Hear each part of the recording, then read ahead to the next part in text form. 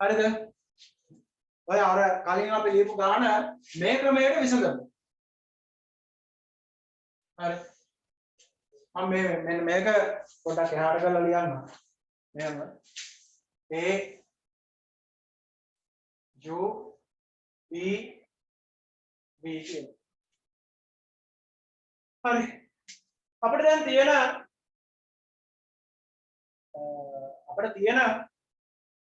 රාශි දෙක තමයි අපිට කියන්නේ මොකද්ද?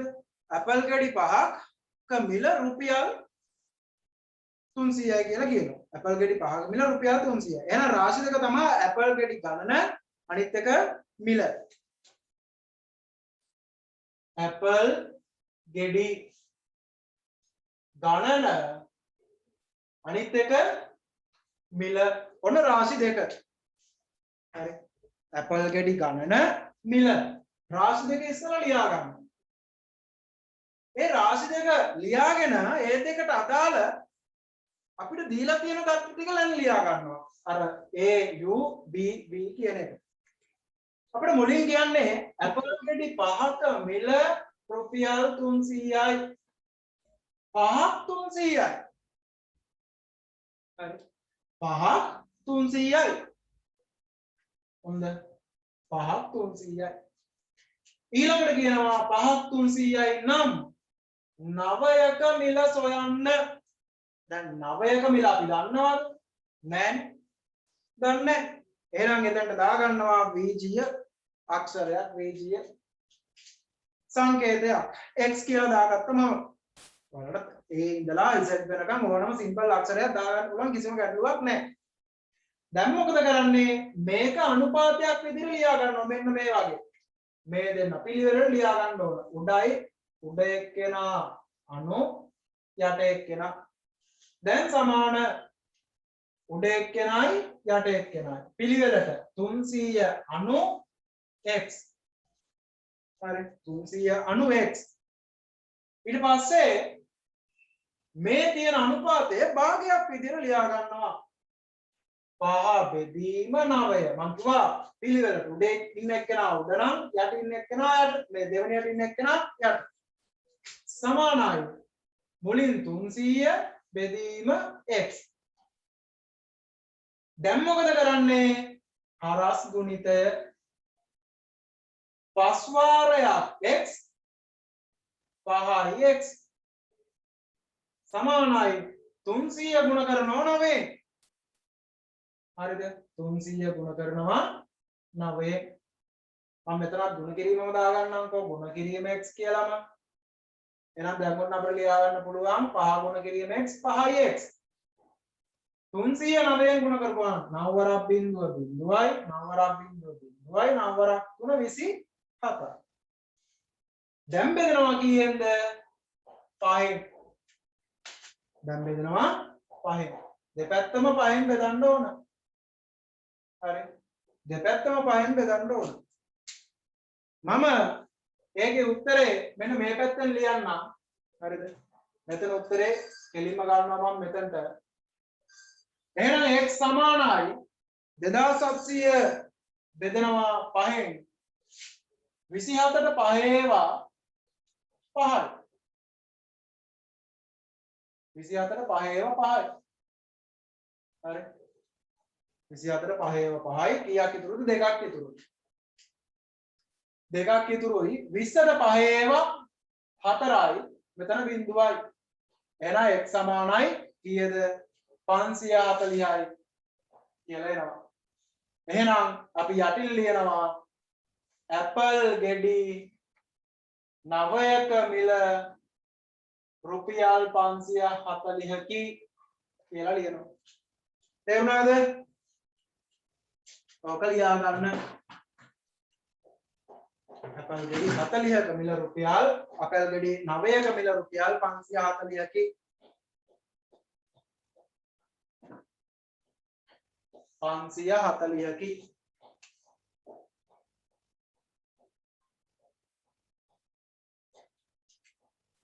ගාන අදපරි තේරුණාද පුතේ? ඔව් සර්. ඔව් තේරුම් නැති එක්කෙනෙක් ඉන්නවා නම් කියන්න. උදිත්ම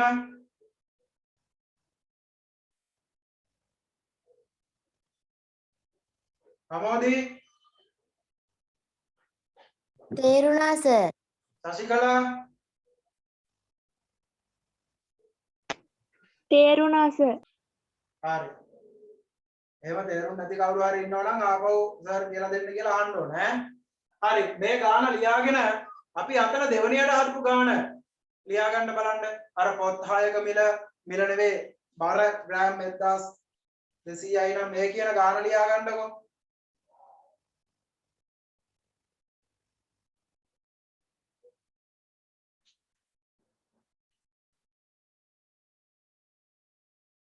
hello doctor මේ මම දැක්කේ මේ අද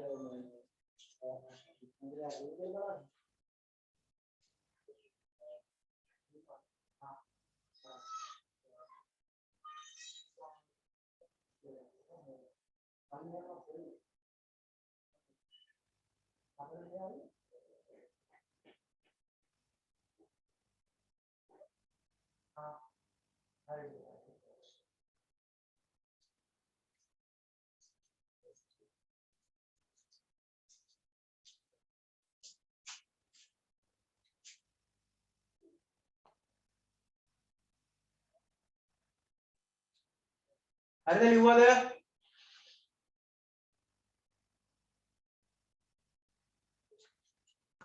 ඔව් සර්.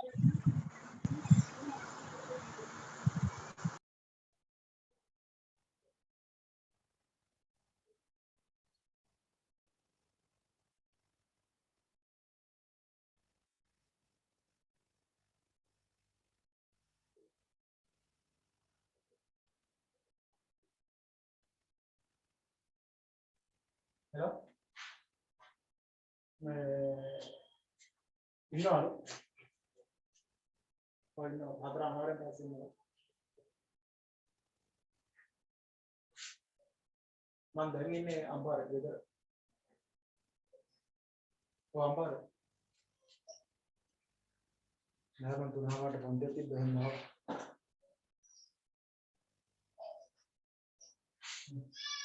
හරි මම පස්සේ ගන්න පන්තිය හරි දැන් ඒකට අදාළව රාශීන් දෙක තමයි පොත් ගණන අනිත් එක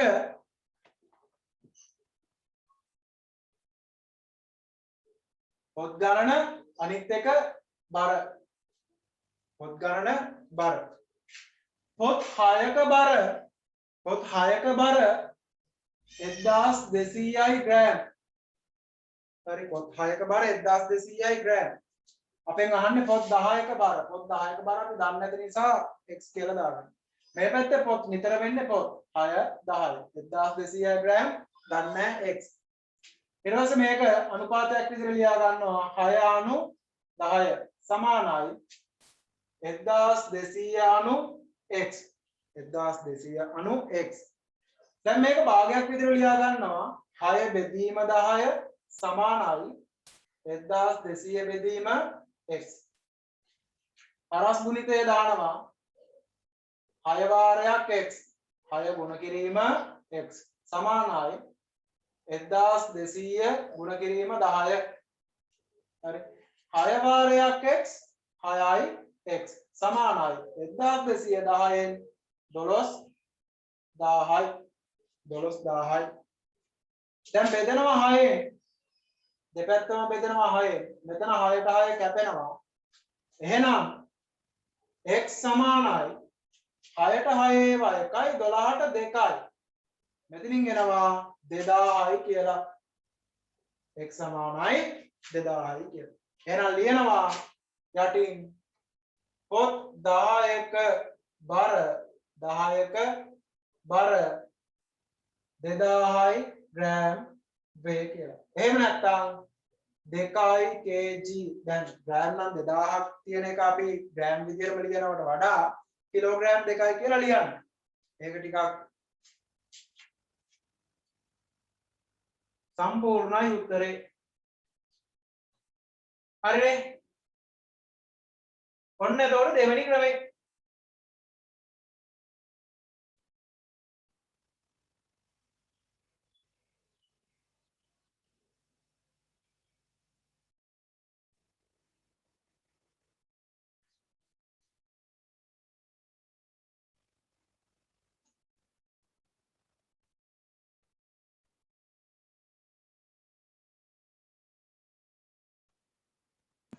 හරි සර්.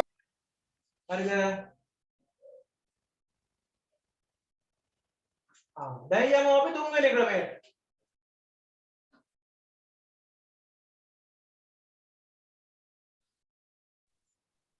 තුන්වෙනි ක්‍රමය ලියා ගන්න වීජීය ආකාරයට සෙවීම.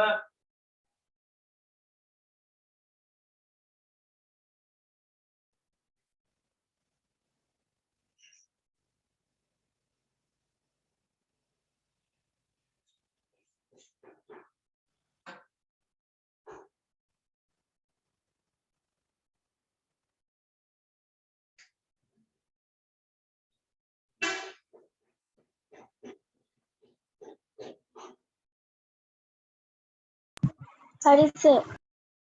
හරිද?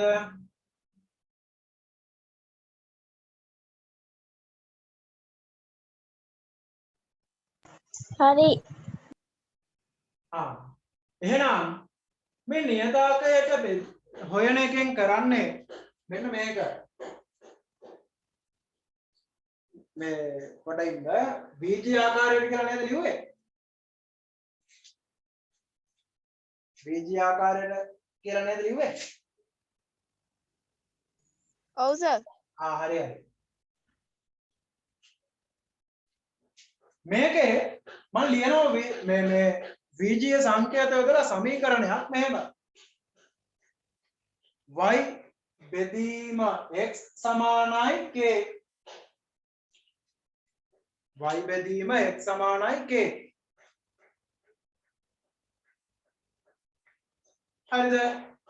එතකොට පුතේ මේ y සහ x කියන්නේ රාශීන් දෙක. හරිද? y සහ x කියන්නේ රාශීන්. මම පොදුවේ ලියන්නම් දෙන්නටම රාශී. k කියන්නේ නියත අගයක්. නියත අගයකි. k anu නියත අගයකි. හරිද? මේක වෙනස් වෙන්නේ නැහැ. k කියන එක වෙනස් වෙන්නේ නැහැ. හැමතිස්සෙම මේකම තමයි.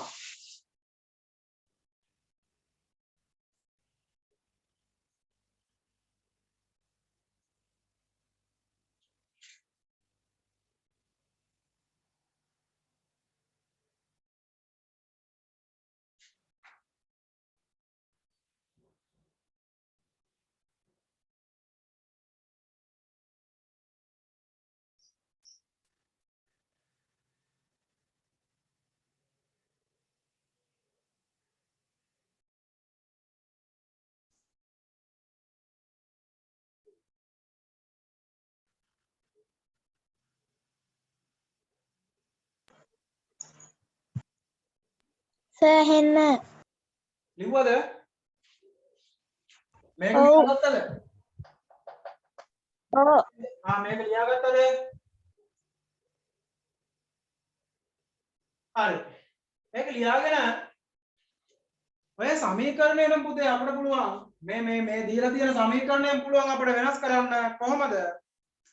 මෙන්න මේ x කියන එක කෙනා මේ පැත්තට ගෙනියනවා. හරි. x කියන එක කෙනා මේ පැත්තට ගෙනියනවා. එතකොට y සමානයි k වාරයක් x කියලා. y සමානයි k වාරයක් x කියලා. එතකොට පුතේ අපිට සමීකරණ දෙකක් ආවා. හරිද? සමීකරණ කීයක් ආවද? දෙකක් ආවා. එකක් y බෙදීම x සමානයි k. ඒතකොට මේ k කියන එක වෙනස් වෙන්නේ නැහැ. එහෙනම් මෙතනදී මේ y තනි කර ගන්නවා සමානයි k ගුණ කිරීම x. හරි. y සමානයි k ගුණ කිරීම x. මේකත් ලියා ගන්න. ලිව්වා සර්. හරි. දැන් මේ දෙක භාවිතා කරලා මේ උඩ සමීකරණය සහ යට සමීකරණය භාවිතා කරලා අපි බලමු අර කලින් ගණන් දෙක විසඳන හැටි. පළවෙනි ප්‍රශ්න ලියා ගන්නකෝ.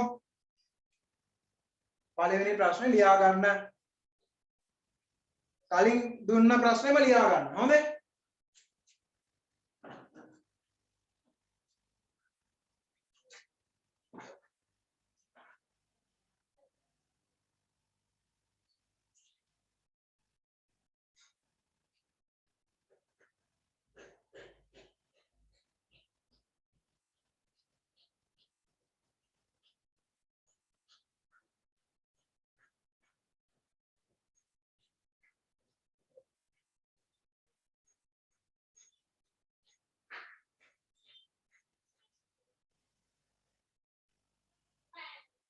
හරිද? හරි. එහෙනම් පුතේ ඔන්න මම දැන් ලියනවා මෙහෙම. හරි. මුලින්ම අපේ සමීකරණය මොකද්ද? y බෙදීම x සමානයි a කියන එකනේ. එතකොට මේක ලියා ගන්නවා. මේකට අපි ආදේශ කරනවා මෙහෙම. අපිට දීලා තියෙන්නේ රාශීන් දෙක තමයි අපල් ගෙඩි 5ක මිල රුපියල් 300යි කියලා. එහෙනම් මෙතනට දානවා මුළු මුදල බෙදීම අපල් ගෙඩි ගණන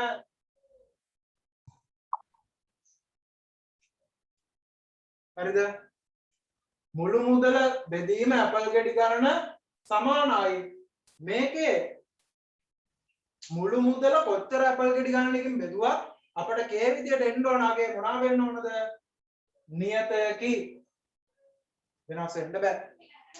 ඒ කියන්නේ අපල් ගෙඩි 5ක මිල 5න් බෙදුවත් උත්තරය එකයි. අපල් ගෙඩි 10ක මිල 10න් බෙදුවත් උත්තරය එකයි. අපල් ගෙඩි 25ක මිල 25න් බෙදුවත් උත්තරේ මේ මෙතෙන් දෙන්න ඕන ගාන නියතය වෙනස් වෙන්නේ නැහැ.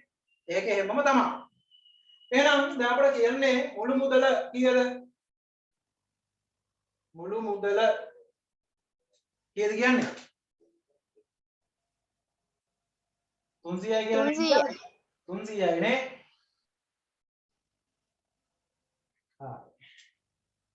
මුළු මුදල 300යි. හරි. එතකොට බෙදනවා කියන්නේ 5න්. මේ 300 බෙදපුවාම 5න් අපට උත්තරයක් එනවා කීයද? 300 5න් බෙදපුවාම උත්තරයක් එනවා කීයද? 60යි. 60යි කියලා. එතකොට 300 5න් බෙදපුවාම 60යි නියතයක්. මේ 60 කියන එක නා වෙනස් වෙන්නේ නැහැ. දැන් යනවා අපි දෙවෙනි සමීකරණයට. මම දෙවෙනි සමීකරණය මෙන්න මෙතන ඉලා දානවා. දෙවෙනි සමීකරණය ගත්තේ අපි මොකද්ද?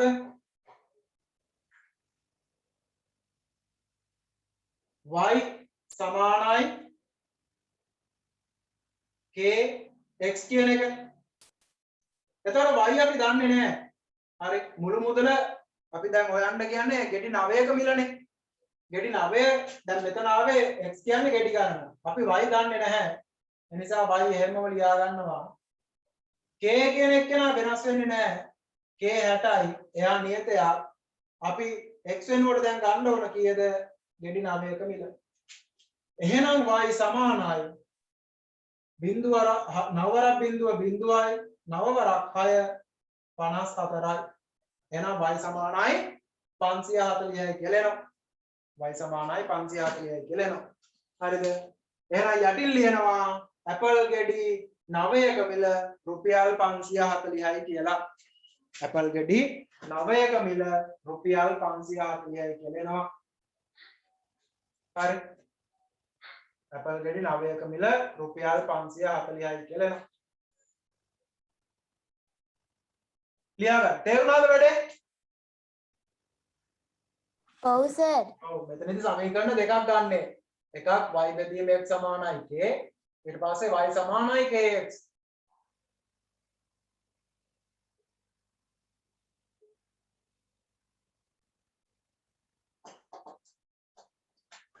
හරි සර්. හරි. දෙවෙනි ගානත් ලියා ගන්න ඔයාලා. සර් ආයෙ පාරක් කියන්නකෝ. ඔන්න ලියනවා. මම මේක මාපෝ කියලා දෙනවා. හරිද? y බෙදීම x සමානයි කියන්නේ y වෙනකොට ගන්න අපි අපට අර දීලා තියෙන මුළු අගය. හරි මෙතන නම් මුළු මුදල බෙදනවා ඒකක ගණනින්. ඒකක ගණන කියන්නේ ඇපල් ගෙඩි ගණන සමානයි මේක නියතයක්. නැත්නම් මම මෙතන ලියන්නම්කෝ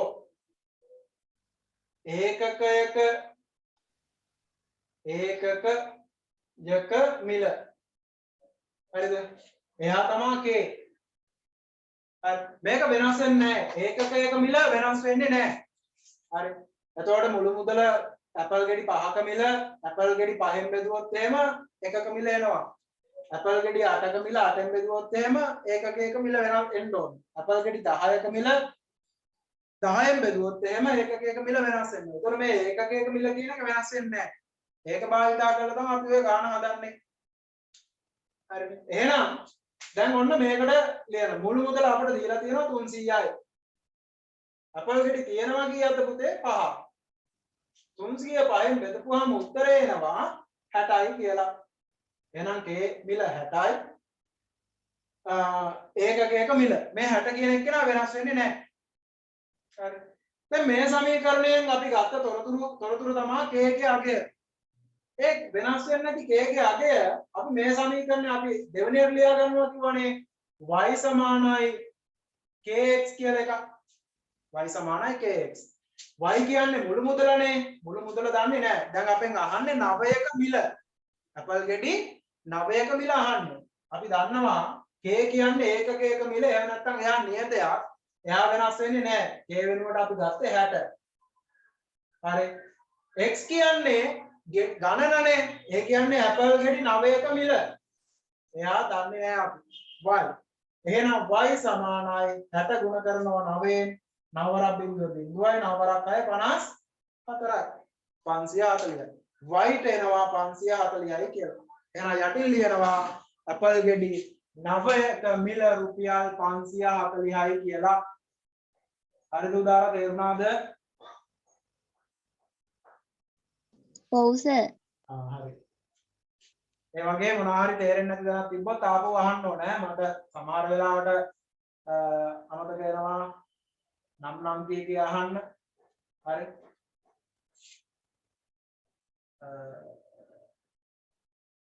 අනිත් කාරණේ දැන්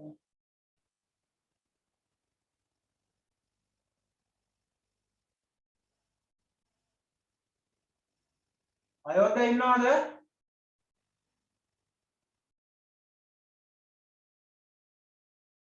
අයෝධ්‍ය ආයිනෝ. set me ඔව් සර්. ඔව් අපේ අංශිකාට එන්න වෙන්නේ නැහැ නේද?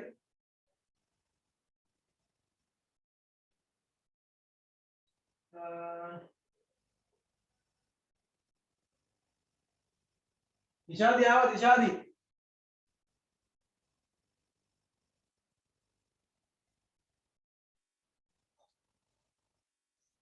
දිශාදි ඉන්නවනේ? ඔව් සර් ඉන්නවා. හරි හරි. කවුද තේජනි ඉන්නවද තේජනි? ඉන්නවා සර්. සංචලා ඉන්නවා සර්. එත්මි ඉන්නවා සර්. අංජලි ඉන්නවා සර්.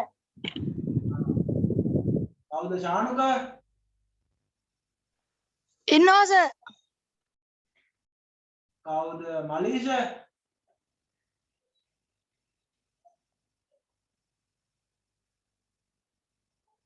මලීෂ කෝ? ඉන්නවා. ඉන්නවනේ. කවුද මේ රජගම දිනෙත්?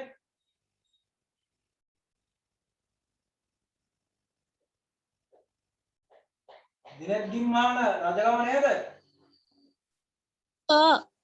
හරි හරි. කවුද මේ අපේ දිනෙත් නෙත්තර? ඉන්නවා සර්. ඉන්නවනේ. නදීකෝ?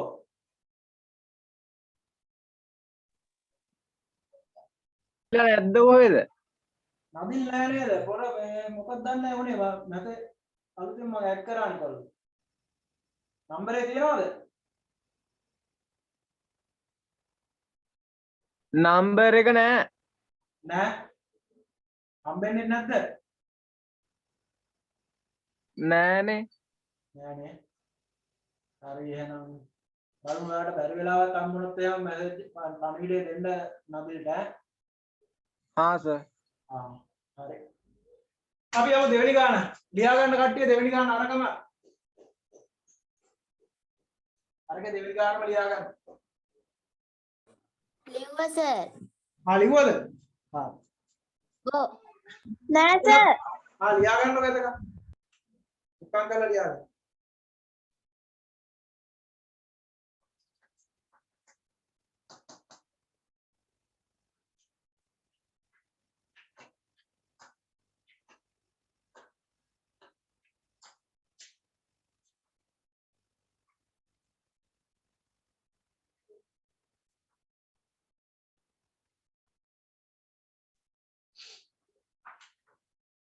හරි සර් हाँ अरे समीकरण है y बेदी में x समान है k එම ලියලා මෙතන කියන්නේ මුළු ප්‍රමාණය තමයි උඩට එන්නේ ඒකක් ගණන තමයි යටට එන්නේ පොත් ගණන සමානයි ඒකකයක බර එයාගේ වෙනස් වෙන්නේ නැහැ මුළු බර 1200යි කියලා කියනවා පොත් 6යි තියෙන්නේ 1200 6ෙන් බෙදපුවාම 200යි හරි 1200 6ෙන් බෙදපුවාම 200යි එහෙනම් දැන් ඔන්න අපිට පුළුවන් මෙයා k නේ ඊළඟ සමීකරණය ලියනවා y සමානයි kx කියලා දැන් y දන්නේ නැහැ අපි k දන්නවා 200යි අපිට හොයන්න කියන්නේ k කියන්නේ පොත් 10 x කියන්නේ පොත් 10ක් නේ එහෙනම් x 10යි y දන්නේ නැහැ එහෙනම් y සමානයි 200 ගුණ කිරීම 10 2000යි කියලා ගන්න. හරිද? මම එකට අක්කාම කරා. අපව කරන්න ඕන නම් කියන්න. සර් ආපහු කරන්නකෝ.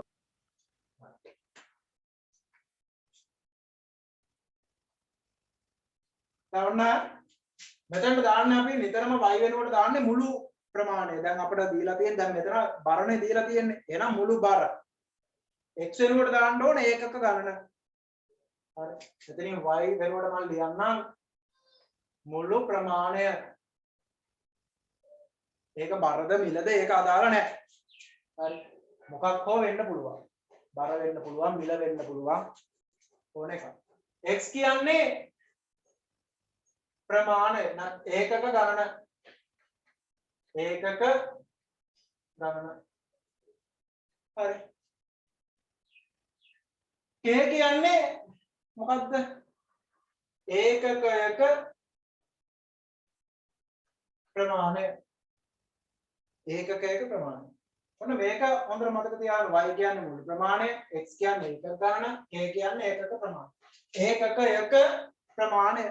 මේ ඒකකයක ප්‍රමාණය වෙනස් වෙන්නේ නැහැ. දැන් අපිට දීලා තියෙන ගානට අදාළව ගන්නොත් එහෙම මුළු ප්‍රමාණය කියන්නේ මුළු බර. x කියන්නේ පොත් ගණන. k කියන්නේ ඒකකයක බර. ඒ කියන්නේ පොතක බර. දැන් අපිට මුළු බර දීලා තියෙනවා 1200යි ග්‍රෑම්. පොත් ගණන 6යි. එහෙනම් 1200 6ෙන් බෙදුවොත් එහෙම ඒකකයක බර එනවා 200යි. හරිද? මෙයා වෙනස් වෙන්නේ නැහැනේ. එයා තමයි k. විතරම එයා වෙනස් වෙන්නේ නැහැ.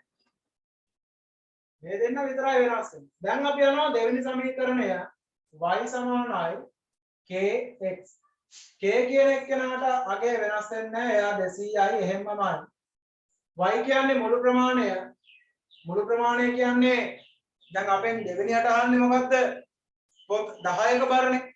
පොත් 10ක බර අපි දන්නේ නැහැ. එයා y.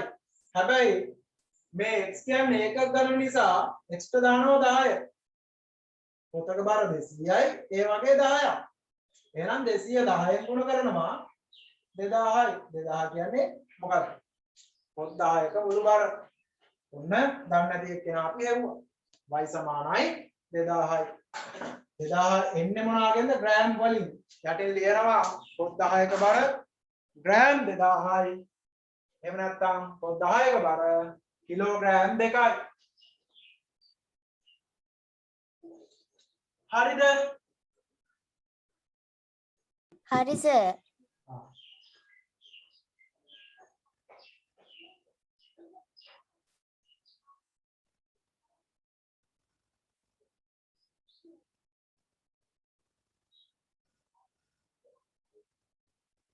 හරි. දැන් මාතෘකාව ලියා ගන්න.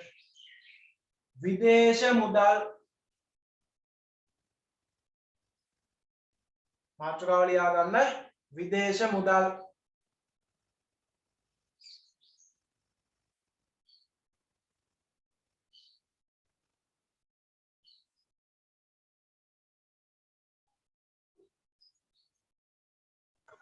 හරි සර්. හරිද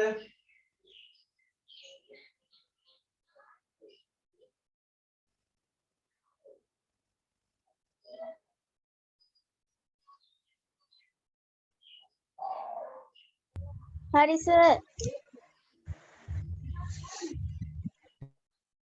හරි සර්. හරිනේ හරි විදේශ මුදල් කියලා කියන්නේ මුදේ එක් එක් රටවල් වල භාවිත වන මුදල්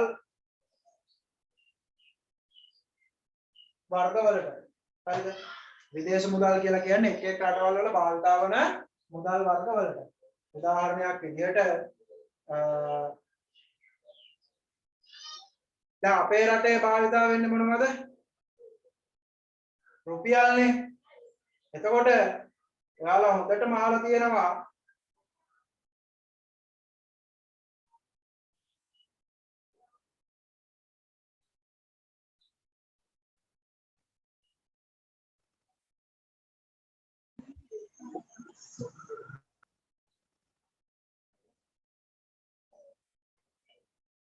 නිතරම අහන ඔයාලා මොනවද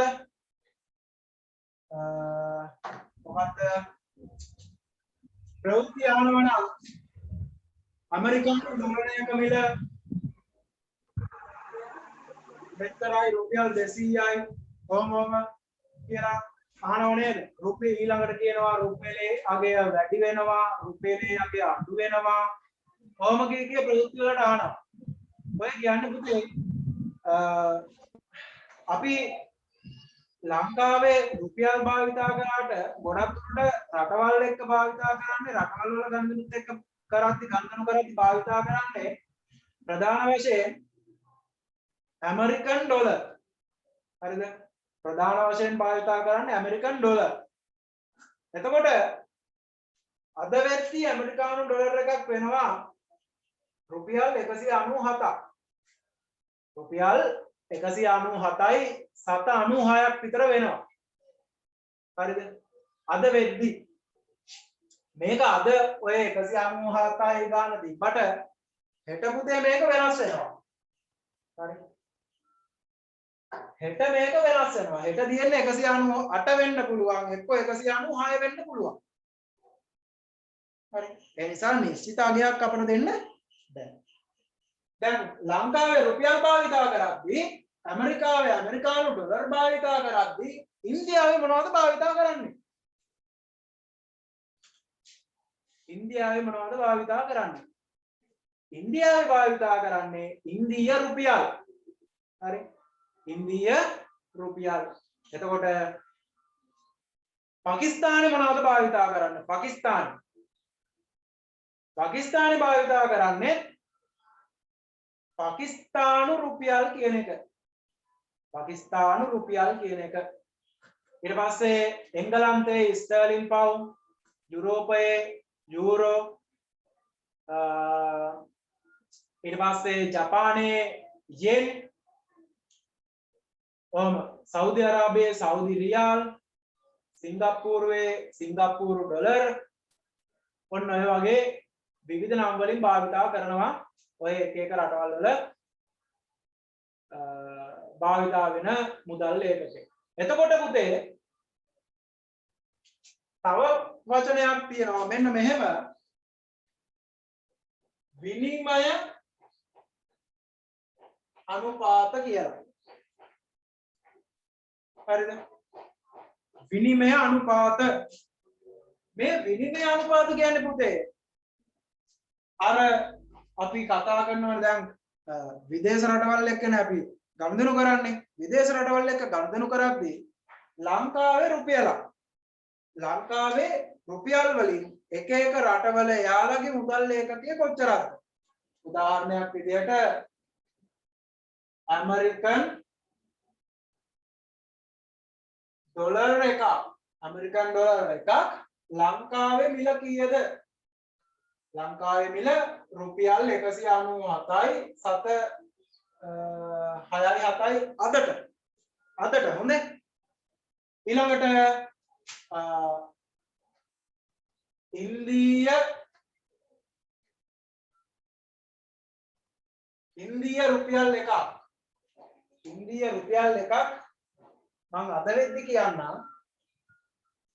ඉන්දිය රුපියල් 1ක්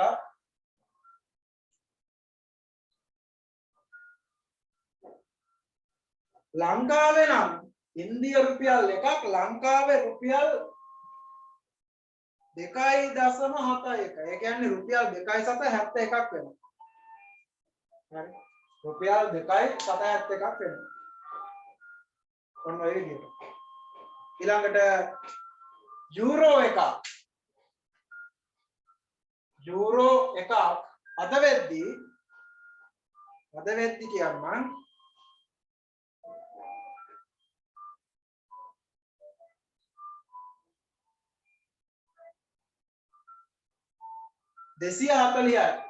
රුපියල් 240යි 785යි.